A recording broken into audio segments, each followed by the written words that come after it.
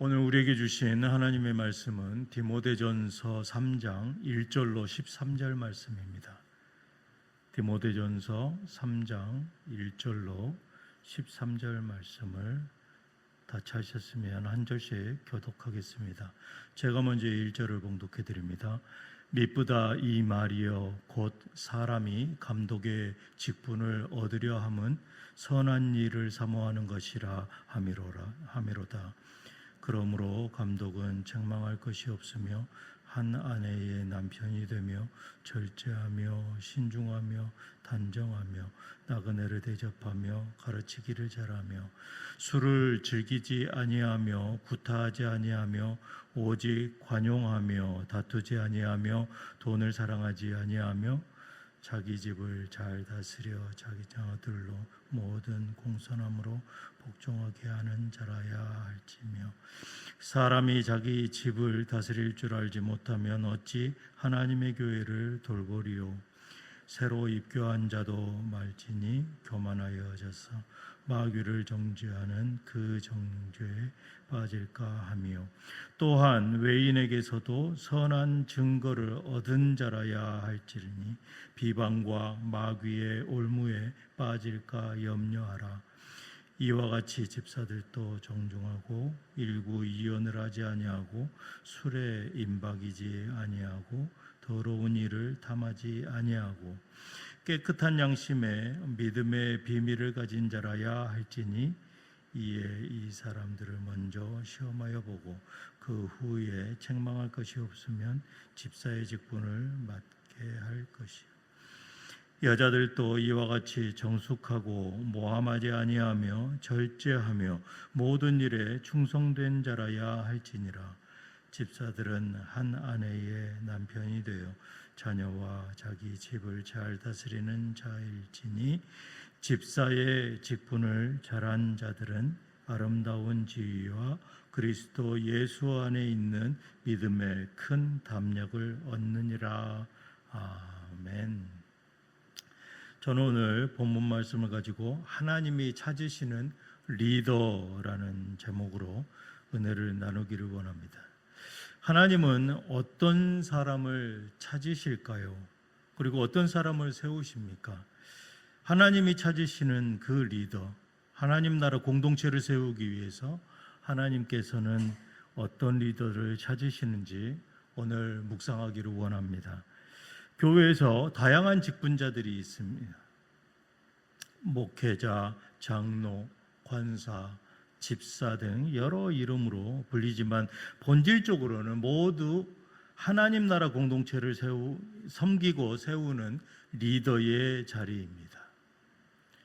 모든 공동체는 질서와 공동의 목표가 필요합니다. 특히 교회는 하나님의 뜻을 이 땅에 드러내는 거룩한 공동체이기에 더욱 분별이 있고 신실한 리더십이 필요한 것입니다. 혼란한 시대 속에서 하나님 나라 공동체가 진리 위에 바로 서기 위해서는 말씀과 기도로 무장된 리더가 반드시 있어야 합니다. 건강한 공동체가 되기 위해서는 신실한 리더십이 필요한 것입니다. 건강한 공동체가 되기 위해 이러한 말씀에 바로 서 있으면 공동체도 흔들리지 않지만 리더가 세상과 타협하지 않고 분별력이 있게 되며 공동체도 방향성을 잃지 않게 된다라는 것입니다.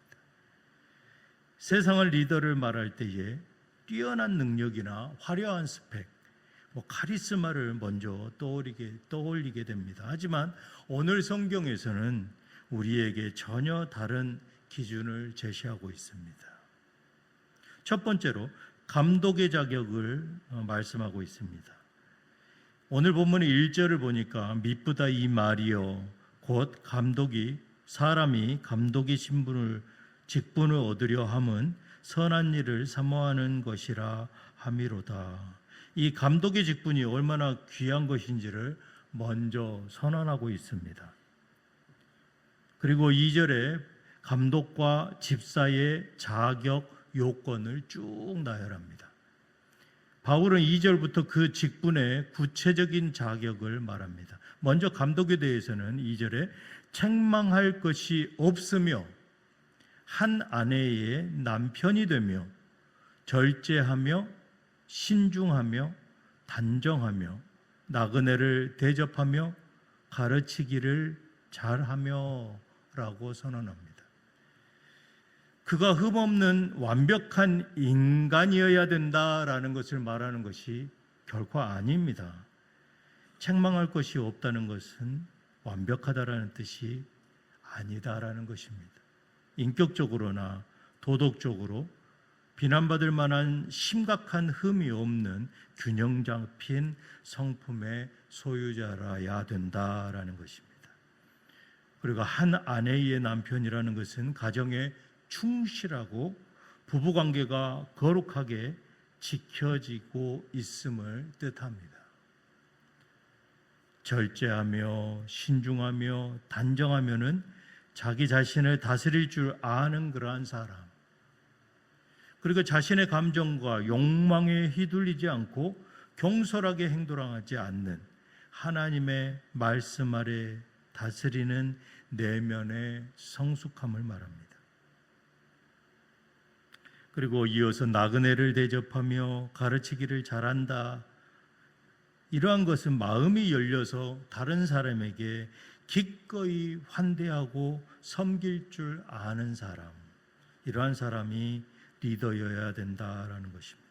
3절에서는 리더가 피해야 할 것을 말합니다. 먼저 술을 즐기지 아니하며 구타하지 아니하며 오직 관용하며 다투지 아니하며 돈을 사랑하지 아니하며 세상의 욕심과 쾌락과 또 폭력성, 분쟁을 일으키는 그러한 미성숙함이 없는 사람, 이러한 사람이 리더가 돼야 된다라는 것입니다. 이 모든 것은 한마디로 성숙한 인격을 가리킵니다. 하나님은 우리가 얼마나 대단한 일을 하느냐보다 우리가 어떤 사람이냐에 먼저 관심을 가지시는 것입니다. 하나님은 예수 그리스도를 닮은 성품의 그러한 소유자를 직분자로 찾으시는 것입니다. 그리고 가장 중요한 기준인 하나가 제시됩니다. 4절과 5절에 자기 집을 잘 다스려 자녀들로 모든 공손함으로 복종하게 하는 자라야 할지며, 이어서 사람이 자기 집을 다스릴 줄 알지 못하면 어찌 하나님의 교회를 돌보리요. 하나님은 이렇게 가정이라는 소공동체를 굉장히 중요시 여깁니다. 신실하게 다스리는 모습, 하나님의 교회라는 큰 공동체를 맡길 수 있는지 판단한다라는 것입니다. 요즘은 워낙에 이렇게 단절된 가정들이 많습니다. 분리된 가정들 많고 또 나뉘어진 가정들이 많습니다. 이런 가운데서 하나님 나라 공동체를 다스릴 그러한 직분자, 리더는 이러한 소공동체도 신실하게 잘 다스리는 자라야 되지 않겠느냐라는 말입니다. 교회에서는 훌륭한 리더처럼 보이지만 가정에서는 자녀들에게 존경받지 못하는 신뢰를 잃은 그러한 리더, 참된 것이라 할 수 없습니다. 제가 예전에 거의 25년 이상 전에 그 사랑의 교회에서 그 새 성도를 이렇게 초청하는 그러한 프로그램이 있습니다. 그런데 이 어느 장로님이, 아주 유명한 연예인 장로님이 나오셔서 이렇게 간증을 하는 그러한 시간이 있었습니다. 그런데 하필이면 이 PD가 이 권사님, 부인 권사님을 이렇게 클로즈업을 하게 됐습니다. 이 장로님은 자기의 가정을 막 설명을 하고 있는데 권사님이 콧방귀를 팽 하고 계시는 겁니다. 덕이 안 됐습니다. 그래서 결코 저러한 일치가 되지 않는 그러한 모습은 결국 교회에서도 분열이 일어날 수 있지 않을까라는 그러한 생각을 하게 된 것이죠. 바로 이런 것을 말하는 것 같습니다. 이 사도 바울은 이런 것을 염려하는 것이죠. 그리고 4절에 다스린다라는 것은 권위적으로 억누르는 것이 아니다라는 것입니다. 사랑과 희생으로 돌보고 말씀으로 양육하며 믿음의 본을 보이는 것을 의미하는 것입니다. 본을 보이는 것이 그만큼 쉽지가 않다라는 것입니다. 이처럼 감독의 자격을 무엇을 할 수 있는가가 아니라 어떤 사람인가에 초점을 맞추어져 있습니다. 말이 아니라 이 삶으로, 그리고 실력이 아니라 인격으로 세워지는 것, 그것이 하나님 나라 리더십이다라는 것입니다. 이어서 집사의 자격을 말씀하고 있습니다. 이 감독이 교회를 돌보는 자라면 집사는 교회를 섬기는 자다라는 것입니다. 계속해서 교회의 실질적인 봉사와 섬김을 담당하는 집사의 자격 요건을 이 바울이 제시하고 있습니다. 8절에 이와 같이 집사들도 정중하고 일구이언을 하지 아니하며 술에 임박이지 아니하고 더러운 일을 탐하지 아니하고, 이 감독과 마찬가지입니다. 이 정중하고는 가볍거나 경솔하지 않은 언행에 무게가 있어서 다른 사람에게 존중을 받을 만한 품위를 갖추고 있는가. 또 일구이언을 하지 아니하고, 이 말은 이 사람에게는 이 말을 하고 저 사람에게는 또 저 말을 하는 이중적이거나 신실하지 못한 태도를 버려야 한다라는 것입니다. 말이 정직하고 진실하여 신뢰를 줄 수 있는 사람이어야 한다라는 것입니다. 상처가 많은 교회에 가면 성도들이 이런 얘기들을 합니다. 저는 그런 사람이 아니에요. 저는 한 번 말한 말은 꼭 지키는 사람입니다. 저는 두 말하지 않는 사람입니다. 왜 그것을 강조할까요? 그만큼 그러한 일들로 인해서 어려움이 많았다라는 것입니다. 또 술에 중독되거나 과하게 즐겨서 삶의 절제력을 잃지 않는 사람이어야 한다라는 것입니다. 이 술을 대표적으로 얘기했는데 이것은 어느 하나에 이렇게 막 빠져드는 사람, 그러한 사람을 말합니다. 이러한 중독성, 끊어내지 못하고 절제하지 못하는 자, 그것을 피해야 된다라는 것이죠. 그러한 사람은 집사의 자격 조건으로 좀 힘들지 않은가. 더러운 일을 탐하지 아니함은 이 부정한 방법으로 재물을 탐하지 않아야 한다라는 것입니다. 정직한 태도가 필수다라는 것입니다. 또 9절에서 집사 리더십의 핵심을 드러냅니다. 깨끗한 양심에 믿음의 비밀을 가진 자라야 할지니. 집사는 단순한 봉사만 하는 일꾼이 아니라 예수 그리스도를 통한 구원의 복음, 그리고 즉 이 기독교 신앙의 핵심 진리를 바로 이해하고 그것을 굳게 붙들고 있는 그러한 사람을 말합니다.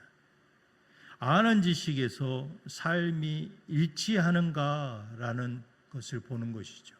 지식적으로는 너무 많은 것들을 알고 있는데 삶에서는 너무 애누리가 없거나 그것이 너무 진리라는 것을 강조만 하다 보면 관계성부터 깨지는 것이죠. 이 상대편이 과연 그걸 모를까요? 알죠. 하지만 이 사람마다 균형이 다른 것입니다. 그런데 그것을 삶에 일치하지 않게 하거나 너무 과하게 적용하는 그러한 사람들, 무언가가 과하면 덕이 되지 않는 것이죠. 이 술에 중독되거나 과하게 즐겨서라는 말이 바로 이러한 말인 것입니다. 그래서 10절에 또 이렇게 명령합니다. 이에 이 사람들을 먼저 시험하여 보고 그 후에 책망할 것이 없으면 집사의 직분을 맡게 할 것이요. 일정 기간 동안 그들의 삶과 신앙을 지켜보는 검증의 과정이 필요함을 말합니다.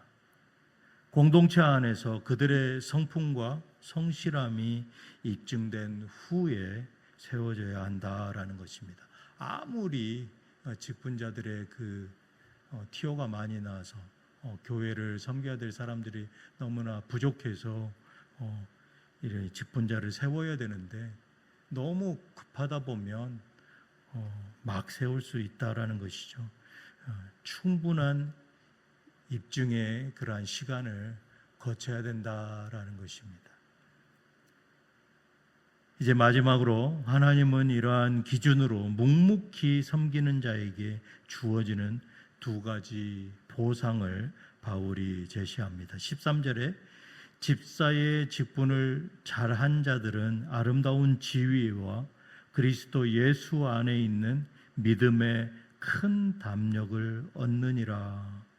충성된 자에게 하나님은 두 가지를 선물로 주신다고 말씀합니다. 첫 번째가 아름다운 지위입니다.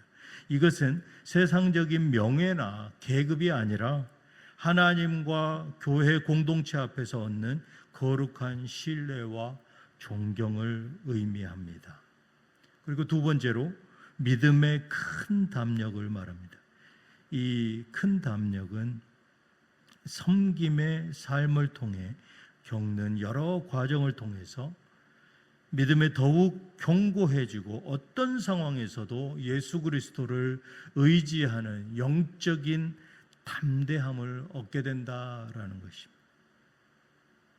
섬김이 곧 자신의 영적 성장을 이루는 축복의 통로가 되는 것이죠. 이제 말씀을 맺겠습니다.